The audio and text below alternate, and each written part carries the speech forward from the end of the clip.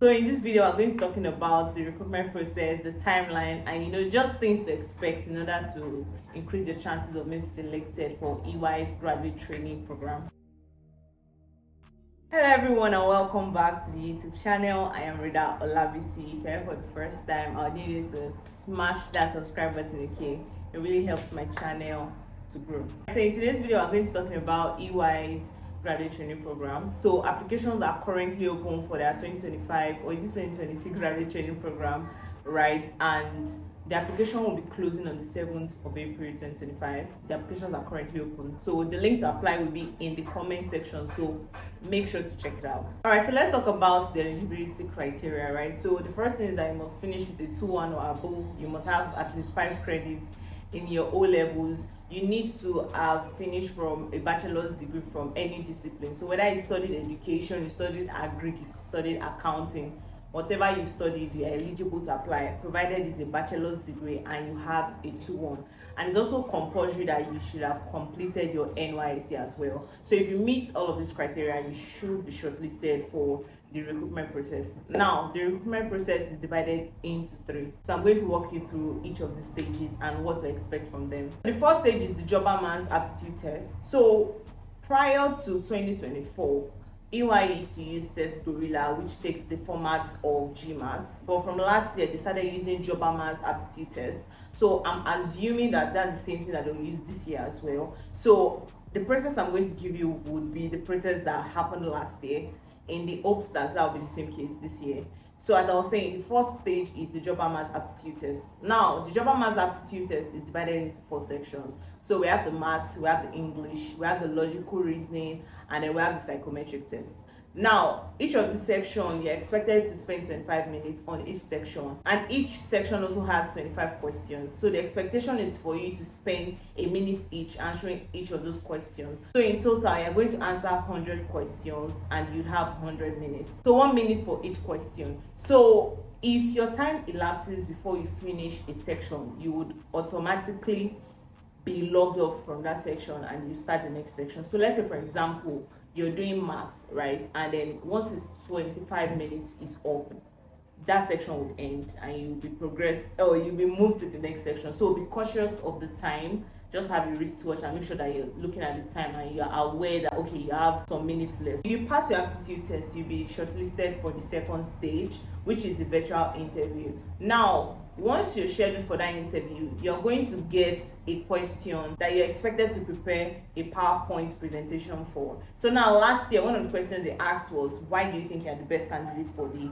job or for the position? So candidates were expected to answer that question and prepare slides for the presentation during the virtual interview. Now they were given 10 minutes for that presentation, so that should signal to you that your slides shouldn't be much, maybe some 10 slides or 5 even. It depends on how you present and those kind of things, but essentially you have about 10 minutes to present why you think you're the best candidate for the job. Now apart from that, they'll ask you questions on your CV as well. So if you're one of those people that lie on your CV, be very careful because they'll ask you questions. So it's very important that you're able to speak to your CV that you used when you were submitting your application. Top tip for the virtual interviews: that make sure that you're dressed formally, you have a well-lit environment. The way I am right now, make sure you're sitting towards a window or towards a light source, right? And your camera will be on, so make sure your camera ready as well. Dress up, wear a shirt and a tie, whichever the case may be, wear a nice dress.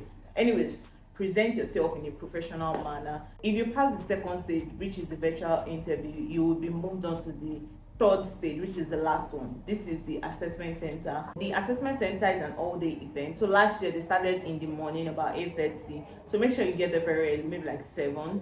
The EY office is at Marina, right? So for the first stage, which is the panel's interview, you're going to have someone from HR and then someone from the service unit you've applied to, right? So you will be expected to tell me about yourself, about your experience, maybe your experience in school, and just kind of preliminary information. So make sure that you're ready to answer those kind of questions. So apart from that, there's something else I also heard that they will do during the panel's interviews, that they will tell you to pick a number from 1 to 20, right? So whichever number you pick, you'll be asked the question and you're expected to provide an answer to that question on the spot.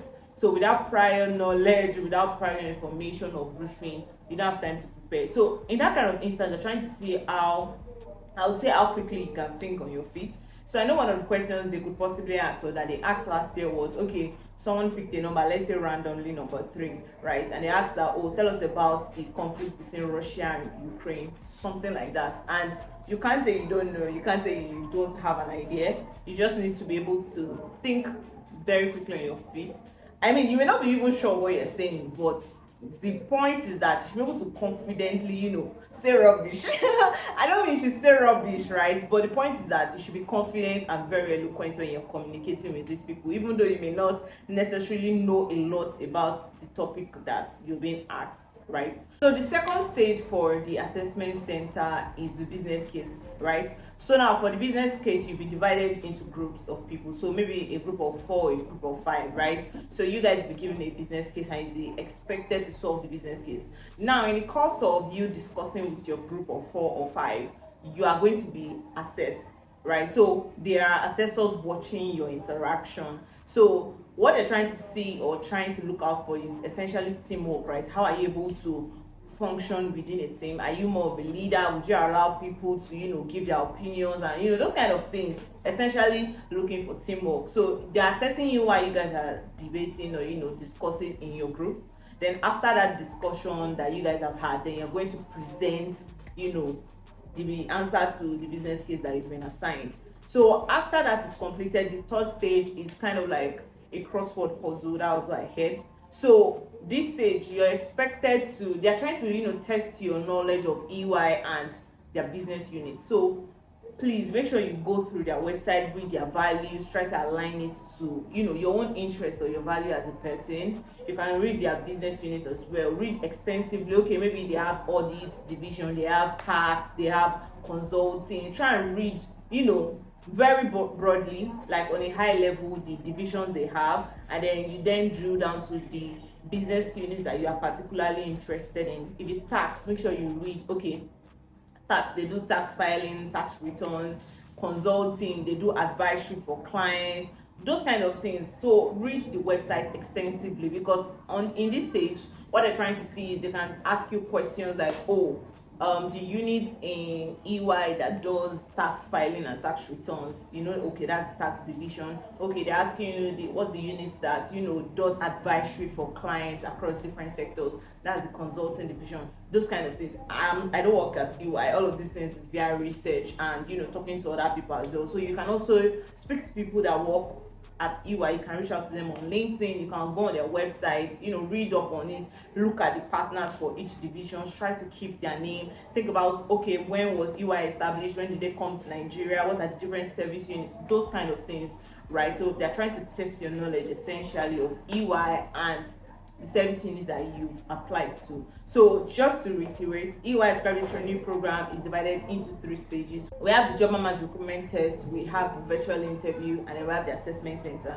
So last year, the timeline was about 5 months from when they applied to when the people who applied got an offer letter. So just expect that within each of those recruitment stages, there will probably be like a month gap between them. I mean, it could differ, right? I'm just telling you based on what happened last year. Now, if you're interested in knowing how much EY currently pays their graduate trainees, I have a video on my channel where I spoke about the amounts that Big Four and different consulting firms in Nigeria pay their graduate trainees. So I'm going to link the video up here. You can just go and watch that video if you want to know how much EY currently pays.